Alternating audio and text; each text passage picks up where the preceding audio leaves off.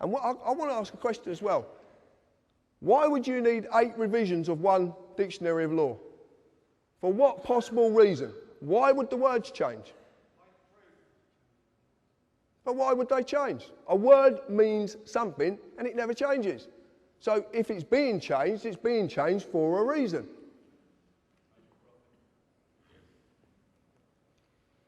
The creation of the person. When you were born, your mother, father, submitted a birth certificate registration application form.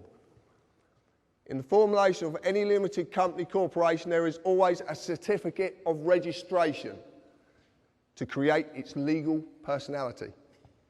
Your fictional person, known by Mr., Mrs. or blah, blah, blah, you can see it up there, is created by the same means.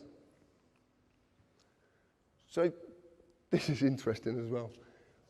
People like, I couldn't believe this. When I actually found out, and this comes from Rob Bernard. Do we know who Rob Bernard is? Really? Yeah, good. I'm glad. Right. When you submit, you are bending to another's will. Okay? So you're bending, you're agreeing to bend to their will. When you register, you are handing over title ownership of whatever you're registering to whoever you are registering it to. You actually physically hand this over. And in doing this, you acknowledge the transferring of that authority. When you apply, it actually means you're begging. And when you beg, it's assumed you know what you're begging for and you know what you're going to give up. That's what this means. Most of the time, you actually volunteer an application. You actually volunteer. You're not made to do it. Did I make you get a credit card? But you submit an application. Everything in this, the whole world is created, it runs on submitting applications for this, submitting applications for that. I'm waiting for health and safety to say I can't put a pencil behind me here because I'll get a splinter. But it's going to come, and you know it's coming. You know. That's why you're laughing. Right, this is the document. This is unbelievable. Right, this is, you've all seen this, yeah? You know what this is, yeah? Birth certificate. Right. You get a certified copy, you do not get the original, because that goes somewhere else. This up here, when you actually look at this, you look at this, and you get your own. When you get home, or you get your kids, whatever, get this document and look at it, because it's phenomenal what they've done. The name of the person's being created in capitalised surname. See, the surname's in capitals, okay? It's a fiction. This is being created. That fiction is going to be created there. But what they need is, they need another fiction to do it. They have to have a fiction there to do this, who is the informant. You actually inform on your own children. Do you know that? You inform on them. It's brilliant, isn't it? Eh? And your qualification is, you're one of their parents. Mad. Mad. And it's capitalised, it's all capitalised. And it is absolutely true. Look at your birth certificate, informant, the qualification needed, and it will say needed, and you inform because you are the father or the mother. What you don't know is that at the bottom there is a declaration. Now, a declaration is in common law. A declaration is a sworn oath of a man or a woman. And there's a reason that's on the bottom. Because without that man or woman being present, the fictitious mother or father isn't present. Now you're seeing that the person is attached to the human being.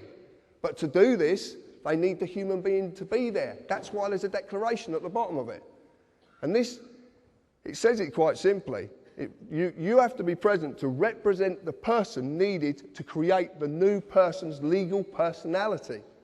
I know it's a tongue, believe me, it's mind-boggling, but it really is. This is what we found. And it all makes sense. That's the point. This is what I want to tell you about it. And then you register it to a corporation. The General Register Office. Get your birth certificate and lift it up and you'll see GRO. It's a General Register Office. That's who you're registering it to. registration and your children, and this is not funny, this is really, really true, okay? To this day, registration still means the same thing. You hand over or you transfer the legal title to the body you have registered it with. As you have seen, the worst possible way this has been done is by the birth certificate. It's been abused.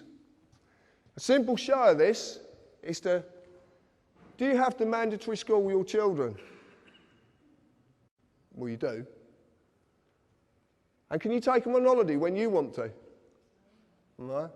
Because what happens when you take them out at term time? I know people have received £100 fines for taking their kids out at term time, taking them on holiday. And they have to be vaccinated. The thing is, it's their property. You signed over title ownership of that child to the government when you registered it. You've got no claim to your children whatsoever. You just don't know it because you've been duped. If you want proof of it, the social services. What happens when you don't look after their property or they pertain you're not looking after their property properly? Linda Lewis, Baby P. What happens? They take the child away. And not all children are taken away because the child is in danger. Do not believe that for a second. Do not believe the propaganda because it's not true. And my friend down there, Mr. Gerrish, can prove this many, many times. Well, what you'll notice is it says Social Services PLC because it is a PLC. And a PLC is a publicly limited company that has shareholders. And shareholders need profits. And where do they get profit from? Stealing children.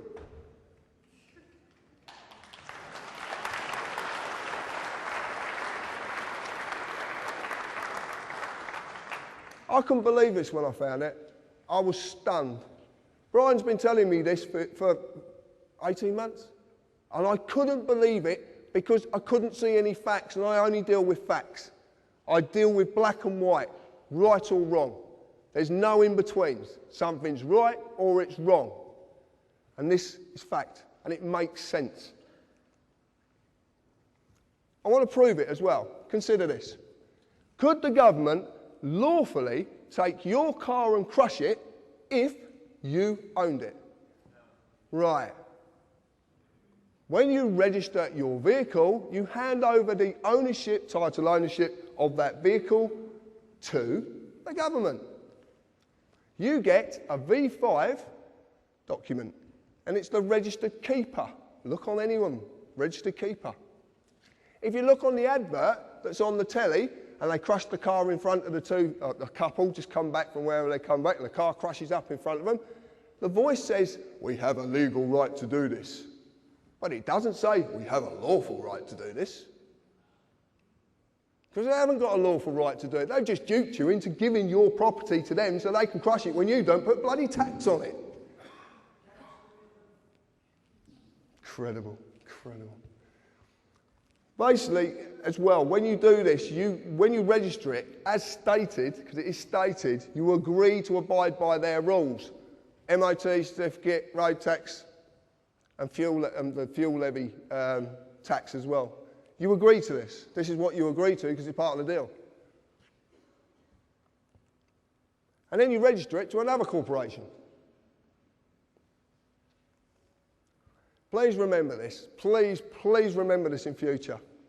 When you register something, anything, you give up ownership of it. Your house, your car, your children, whatever it is, you give up ownership of it. I know you shouldn't own your children, and you don't, but your children are your children. And no one has the right to take that child away from you. No one. You get a certificate of title, and it's worthless. It's not worth the paper it's written on. Fixed penalty notices. So why are there so many fixed penalty notices? You get a fine for filling your bin up too much, or putting it out on the wrong day, or sticking it in the wrong position. Speed cameras, SORM documents. Well, what are these notices in the real world? They've been issued by corporations. And the corporations are dreaming up more and more reasons for penalising you. Penalised by the way of forfeit. Something surrendered subject to surrender as punishment for a breach of contract. These are called adhesion contracts. An adhesion contract is a type of contract that is legal and binding agreement that someone writes, makes it their, they basically do as they please. They've got all the bargaining power, they attach it to you, and it's to their advantage. A notice is not a bill. A notice is not a demand.